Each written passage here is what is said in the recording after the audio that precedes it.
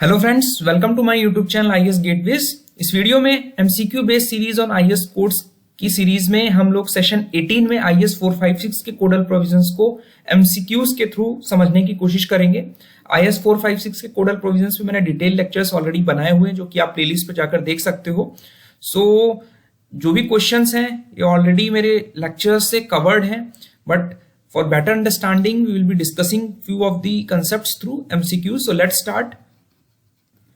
इसमें सबसे पहला क्वेश्चन पूछा गया है कि as per latest amendment of IAS 456 2000 when the number of samples का मतलब हो गया हमारा कि एक सैंपल में 3 स्पेसिमेन होते हैं, यानी 3 क्यूब से बनकर हमारा एक सैंपल बनता है। तो when the number of samples to be taken is less than 4 as per frequency of sampling the mean of the test results of all such samples shall be minimum. Question में यह पूछा जा रहा है कि अगर आपकी जो सैंपलिंग आप कर रहे हो उस सैंपलिंग में अगर आप जो क्यूब्स टेस्टिंग के लिए उठा रहे हो उसमें आपके केवल 4 से कम सैंपल्स हैं, यानी आपके 3 सैंपल्स होंगे या 2 सैंपल्स होंगे या 1 सैंपल होगा। तो अगर हम सैंपलिंग की फ्रीक्वेंसी देखें तो हमारे 4 सैंपल्स जब हम लेते हैं तब हमारी क्वांटिटी ऑफ कंक्रीट जो हो रही होती है वो 31 से 50 क्यूबिक मीटर हो रही होती है। तो इसका मतलब हमारा जिस क्वेश्चन में जो बात कर रहा है वो इन कंडीशंस के लिए बात कर रहा है जहां पर आप 1, 2 या 3 सैंपल्स ले रहे हो।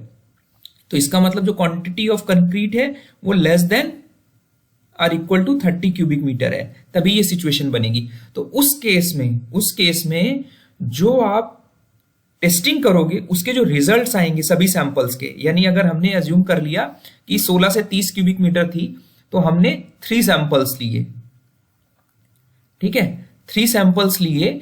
अब बोल रहा है कि इनके मीन रिजल्ट्स, तो 3 सैंपल का जो रिजल्ट्स है मान लेते हैं x1, x2, x3, और ये क्या x1 क्या होगा, ये individual y1 plus y2 plus y3 का एवरेज होंगे, ठीक है। इसी तरह x2 के अंदर में हमारे 3 क्यूब होंगे, उनका मीन होगा।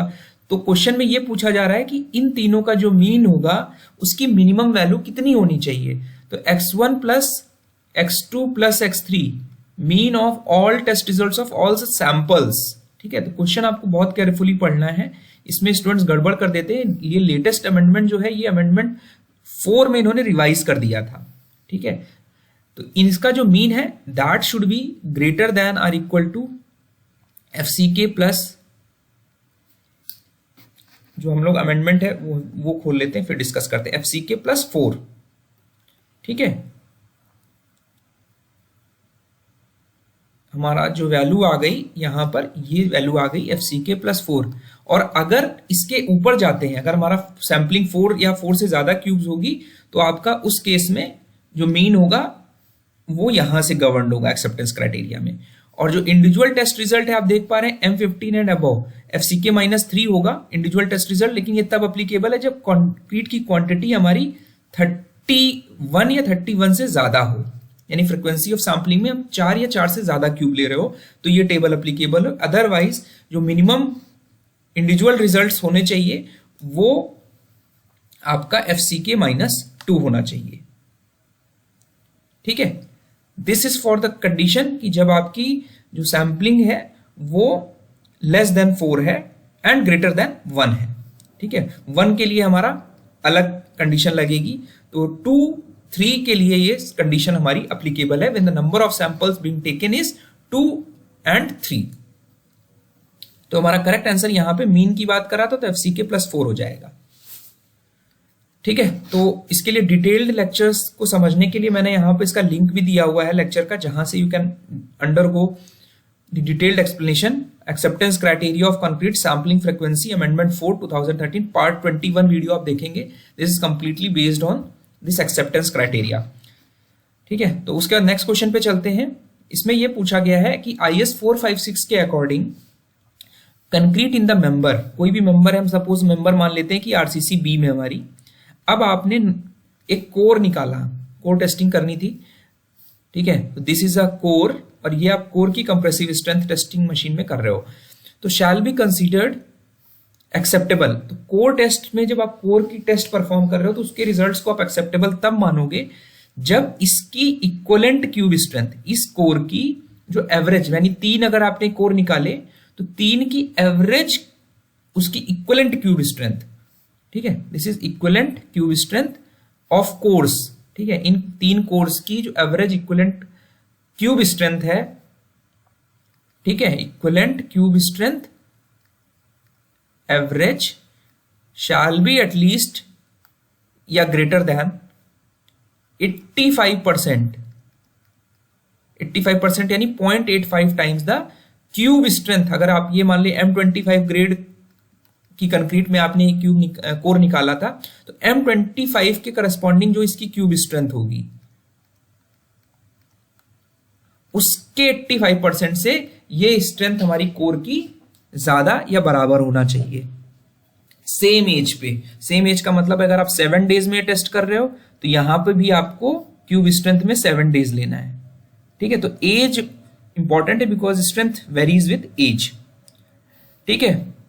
And no individual core has a strength less than 75%, ठीक है। और जो इंडिविजुअल स्ट्रेंथ है कोर की वो आपके क्यूब की स्ट्रेंथ के से 75% से नीचे नहीं होनी चाहिए। तो अगर ये एवरेज हो गया तो इंडिविजुअल इक्विवेलेंट क्यूब स्ट्रेंथ जो है, ठीक है, वो हमारी 75% ऑफ जो आपकी क्यूब स्ट्रेंथ है उससे ज्यादा नहीं होनी चाहिए, उससे ज्यादा होनी चाहिए।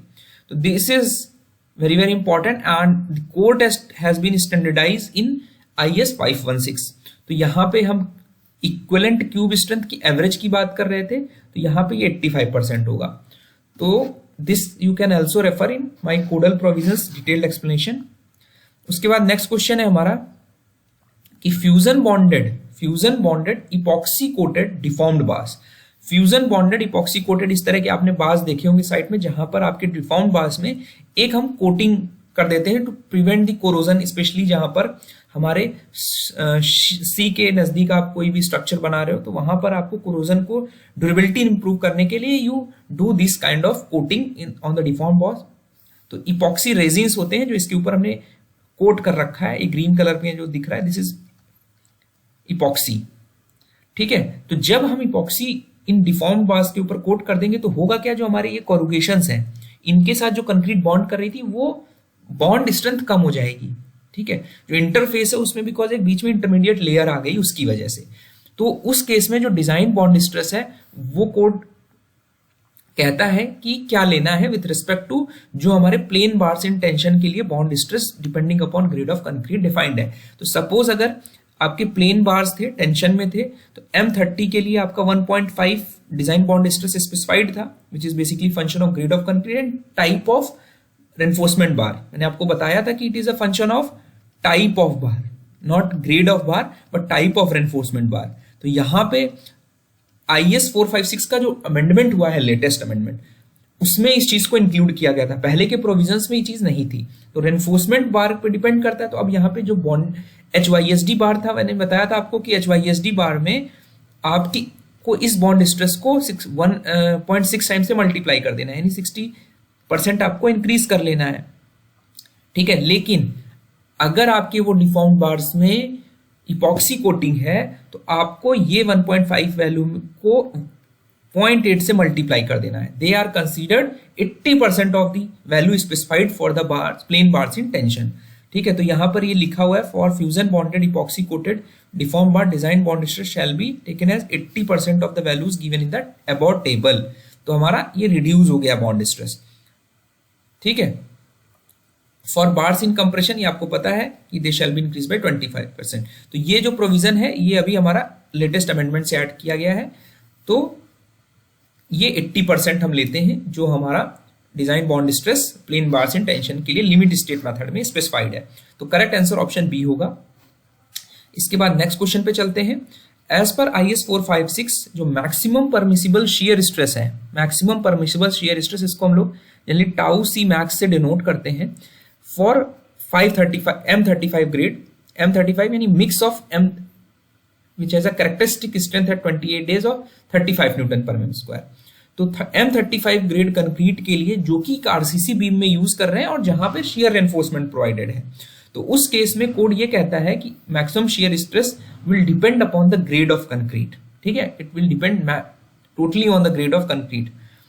तो ये रिस्ट्रिक्शन लगाया क्यों? ये रिस्ट्रिक्शन इसलिए लगाया ताकि जब आपकी कोई आरसीसी बीम है तो वहां पर कंक्रीट जो है वो डायगोनल कंप्रेशन फेलियर उसका ना हो, क्रशिंग से हमारी कंक्रीट फेलियर ना हो, उससे पहले जो शियर एनफोर्समेंट आप प्रोवाइड कर रहे हो वो यील्डिंग से फेल हो जाए एट अल्टीमेट लिमिट स्टेट। तो इस वजह से जब तक हमारा जो नॉमिनल शियर स्ट्रेस है टाउ सी मैक्स से कम रहे तो हमारा जो फेलियर हो वो यील्डिंग से हो शियर एनफोर्समेंट के, कंक्रीट के कंप्रेशन फेलियर ना हो, क्रशिंग से फेलियर ना हो ड्यू टू कंप्रेसिव स्ट्रेसेस। तो इसके लिए जो हमारा IS 456 1978 था उसने एक एम्पेरिकल थ्योरेटिकल वैल्यू दी। अभी वो फॉर्मूला स्पेसिफाइड नहीं है कोड में, बट जो बेसिस है इस वैल्यूज का, इन वैल्यूज का, वो ये है कि जो टाउ सी मैक्स है it is considered as 0.83 times the root cylinder strength of concrete, FC is cylinder strength of concrete, which is generally taken as 85% of the cube strength. तो इसको आप सॉल्व करोगे तो will get something like 0.76 root FC के। इसके बाद partial safety of factor 0.85 लगा दोगे, this is partial safety factor, तो you will get approximately 0.62 root FC के। तो ये अप्रोक्सीमेटली ये फॉर्मूला हम यूज करते हैं जहां से ये वैल्यूज निकल के आई। तो आपको ये फॉर्मूला डायरेक्टली यूज कर लो, बट ये फॉर्मूला आपको अभी IS 456 का जो लेटेस्ट प्रोविजन है फॉर्मूला स्पेसिफाइड नहीं, लेकिन इसके बैक एंड पे आप जाओगे तो जो बेसिस है वो ये है, ठीक है, जिसमें हम कोई भी आप अगर वैल्यू रखोगे M35 के लिए पूछ रहा है तो 0.62 रूट M35 रख दोगे इन न्यूटन पर एम स्क्वायर, तो आपको जो वैल्यू मिलेगी it will be in newton पर एम स्क्वायर। तो अगर अब आपका नॉमिनल शियर स्ट्रेस जो बीम में आ रहा है, जो एक्सटर्नल शियर जो फोर्सेस हैं उनकी वजह से, अगर वो 3.5 न्यूटन पर एम स्क्वायर से कम है तो हमारा कंक्रीट जो है वो कंप्रेसिव स्ट्रेसेस में सेकेंडरी कंप्रेशन से फेल नहीं होगी। ये इसका सिग्निफिकेंस है, ठीक है। तो यहां पर करेक्ट आंसर M35 के लिए जो है वो 3.7 निकल के आएगा। सॉरी, यहाँ M35 रखा था तो ये 3.7 निकल के आएगा, नॉट 3.5। तो यहाँ M35 के लिए 3.7 आएगा, तो करेक्ट आंसर हमारा ऑप्शन सी होगा। ये 3.5 आपका M30 ग्रेड के लिए है और 3.1 M25 के लिए है, और 40 जो है M40 या M40 से ग्रेटर कंक्रीट के लिए, सभी के लिए हम कंजर्वेटिव डिजाइन करते हुए 4 मेगापास्कल की मैक्सिमम शियर स्ट्रेस लेते हैं, ठीक है। इसके बाद नेक्स्ट क्वेश्चन पे चलते हैं। इनमें which of the following statement is correct. यहाँ पे ब्रेस्ड कॉलम की बात कर रहे हैं। ब्रेस्ड कॉलम का मतलब ये है कि जहां पर कॉलम के अपर और लोअर एंड्स को हमने रिस्ट्रेन कर दिया है और जब हम लेटरल फोर्सेस लगा रहे हैं तो उसका ट्रांसवर्स डिस्प्लेसमेंट नहीं हो रहा, स्वे वगैरह नहीं हो रहा है, ठीक है। तो अनब्रेस्ड कॉलम में इसका अपोजिट होता है, वहां पे कोई लेटरल सपोर्ट सिस्टम नहीं होता, relative transfer displacement under the action of lateral forces हो जाएगा, वहां पे ये प्रिवेंटेड नहीं होगा रिलेटिव ट्रांसफर डिस्प्लेसमेंट, जैसा कि आप डायग्राम में देख रहे हैं। तो जो हमारी ब्रेसिंग्स हैं वो किस फॉर्म में हो सकती हैं? It can be in the form of walls, it can in the form of these inclined bracings, it can be in the form of buttressing. तो इनको आपको लेटरल जो भी फोर्सेज आ रही हैं इसके लिए इसको डिजाइन करना पड़ेगा, सो दैट यहां पर और यहां पर जो लेटरल ट्रांसवर्स डिस्प्लेसमेंट है वो ना हो। अनब्रेस्ड फ्रेम में आप देखोगे कि जो आपके कॉलम्स हैं उसमें आपका इक्वल डिस्प्लेसमेंट होगा। अगर 2 कॉलम्स हैं तो यहाँ पे जो डिस्प्लेसमेंट होगा वही Δ2 और Δ1 दोनों बराबर होगा। तो उस केस में जब आप डिजाइन करते हो तो अगर इस कॉलम का सिलेंडरनेस रेशियो Δ1 है, इसका Δ2 है, तो आप जो डिजाइनिंग में लोगे तो डेल्टा एवरेज लोगे, mean of these 2 slenderness values, cylinder ratio values. तो अनब्रेस्ड कॉलम में होगा एट किसी भी लेवल पे लेटरल लोड पे जब सब्जेक्ट कर रहे हैं, they are usually constraint to deflect equally, ठीक है। और कॉलम जो ब्रेस्ड है किसी गिवन प्लेन में, if lateral stability of the structure as a whole is provided by walls, bracing या buttressing, and these are design to resist all lateral forces in that plane. सभी lateral forces के लिए design करना है, otherwise फिर से वो relative transfer displacement हो जाएगा। तो यहाँ पे दोनों ही स्टेटमेंट करेक्ट हैं। इसे आप कोडल प्रोविजंस के इस नोट से रेफर कर सकते हो, which I have shared, you can read here, which I have explained. उसके बाद नेक्स्ट क्वेश्चन पे चलते हैं कि जो स्ट्रेंथ ऑफ कंप्रेशन मेंबर है विद लेटरल टाइज। एक कॉलम है, कंप्रेशन मेंबर मतलब एक कॉलम है जहां पर लेटरल टाइज यानी रेक्टेंगुलर टाइज का अरेंजमेंट है, और एक कॉलम है जहां पे हेलिकल रेनफोर्समेंट यानी सर्कुलर कॉलम के केस में हम हेलिकल रेनफोर्समेंट जनरली देते हैं।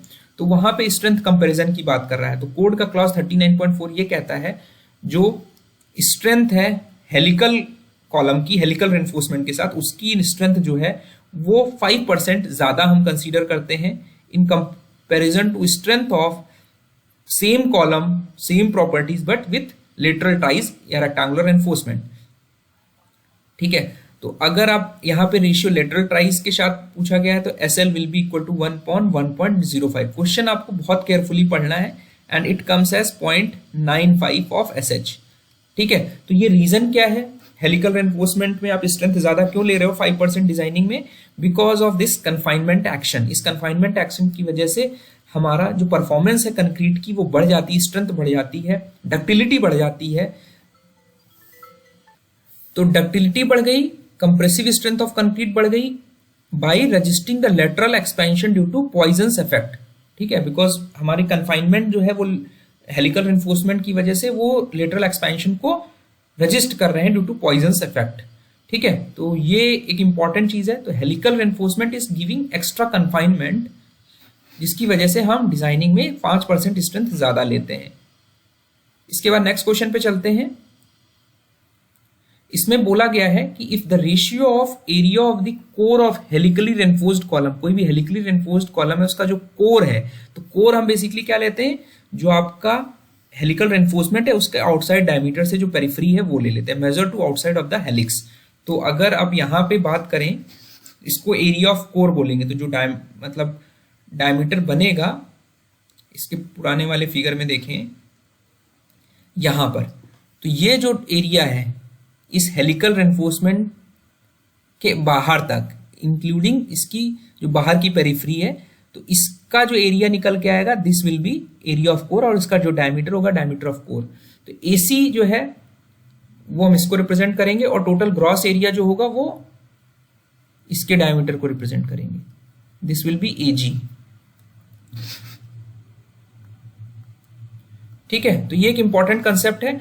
तो अब आपके क्वेश्चन में ये दिया है कि जो एरिया ऑफ कोर है इसको हम AC से रिप्रेजेंट कर रहे हैं, जो कि हेलिकली रेनफोर्स कॉलम के आउटसाइड डायमीटर से मेजर करना है to gross area of cross section of the column, ये 0.75 दिया गया है। तो क्वेश्चन में पूछा गया कि वॉल्यूम ऑफ हेलिकल रेनफोर्समेंट जो है to the volume of the core का रेशियो मिनिमम कितना होना चाहिए, it should be greater than और इक्वल टू, फॉर्मूला इसके लिए स्पेसिफाइड है कोड में क्लॉज 39.4.1 में 0.36 AG upon AC minus 1 FCK जो कंक्रीट की क्यूब स्ट्रेंथ है, और जो आप FY जो है बेसिकली ये स्टील, वो स्टील है जो आप शेयर स्ट्रप यूज कर, जो हेलिकल रेनफोर्समेंट यूज कर रहे हो। ठीक है, ना कि longitudinal reinforcement. Characteristic strength of helical reinforcement important चीज है, और इस हेलिकल रेनफोर्समेंट की characteristic strength should be less than और इक्वल टू 415 न्यूटन पर mm स्क्वायर। ठीक है, तो ये एक इंपॉर्टेंट कंसेप्ट है जो आपको ध्यान रखना है। तो यहाँ पे AC बाई AG की वैल्यू दी हुई है, इसको आप सब्स्टिट्यूट करोगे तो 0.36 upon 0.75 minus 1 FCK upon FY, इसकी वैल्यू आपकी निकल के आ जाएगी 0.1198 FCK FY। तो अगर आप देखोगे यहाँ पर करेक्ट आंसर हमारा ऑप्शन B हो जाएगा। तो this is very very important concept. इसके बाद हम लोग नेक्स्ट क्वेश्चन पे चलते हैं। इसमें कहा गया है कि जब कंक्रीट हमारी मिनरल एडमिक्सचर्स हमने डाल रखे हैं, मिनरल एडमिक्सचर में आपके IS 456 के अकॉर्डिंग फ्लाई ऐश है, सिलिका फ्यूम है, ग्रानुलेटेड ब्लास्ट फर्नेस स्लैग है, ये सारे चीजें जब आप कंक्रीट में यूज कर रहे हो तो इसकी वजह से हमारा प्लास्टिक श्रिंकेज क्रैकिंग बढ़ जाती है। जब हमारा जो कंक्रीट है उसकी जो ब्लीडिंग कैरेक्टरिस्टिक्स हैं वो लो हैं। तो ब्लीडिंग क्या होती है, it is the tendency of water to rise on the surface of freshly prepared, concrete बनाई, जो आपने पानी मिक्स करा वो पानी ऊपर सरफेस पर आ गया, बिकॉज ऑफ जो पार्टिकल्स थे, जो इंग्रेडिएंट्स थे वो नीचे सेटल डाउन हो गए और वो होल्ड नहीं कर पाए, पानी सरफेस पे आ गया। तो लो ब्लीडिंग कैरेक्टरिस्टिक की वजह से कंक्रीट जिसमें मिनरल एडमिक्सचर्स पड़े हैं वहां पर हमारा प्लास्टिक श्रिंकेज बढ़ जाता है, एंड दिस प्रॉब्लम में be avoided by ensuring that such concrete is protected against drying both during and after finishing। तो करेक्ट आंसर यहाँ पे ऑप्शन बी होगा because of this low bleeding characteristics. उसका next question पे चलते हैं। इसमें बोला गया है एज पर IS 456 जो स्पेसिंग ऑफ रेनफोर्समेंट बार्स हैं, जो भी फ्लैट स्लैब्स में आप रेनफोर्समेंट यूज कर रहे हो, they shall not exceed 2 times the slab thickness. जो स्लैब की थिकनेस आप ले रहे हो उससे 2 times से ज्यादा नहीं होनी चाहिए, except where a slab is of cellular or ribbed construction. तो ये clause 31.7 है.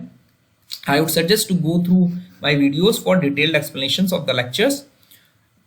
उसके बाद नेक्स्ट क्वेश्चन है हमारा कि फ्लैट स्लैब जब हम डिजाइन करते हैं डायरेक्ट डिजाइन मेथड से, तो हमारा आपको कुछ सर्टेन अजम्पशंस फॉलो करने होते हैं, जो कि मैंने ऑलरेडी अपने IS 456 के कोडल प्रोविजंस में आपको बहुत अच्छे से डिटेल पार्ट 65 में मैंने आपको ये बताया था. You can refer this for detailed explanation, जिसमें मैंने आपको ये दो चीजें एक्सप्लेन की थी कि मिनिमम किसी भी डायरेक्शन में आपका फ्लैट स्लैब है तो इस डायरेक्शन में और इस डायरेक्शन में मिनिमम आपके 3 कॉन्टिन्यूअस स्पैन्स होने चाहिए. एक स्पैन ये, 3 कॉन्टिन्यूअस स्पैन दोनों डायरेक्शन में होने चाहिए, तभी आप DDM अप्लाई कर सकते हो.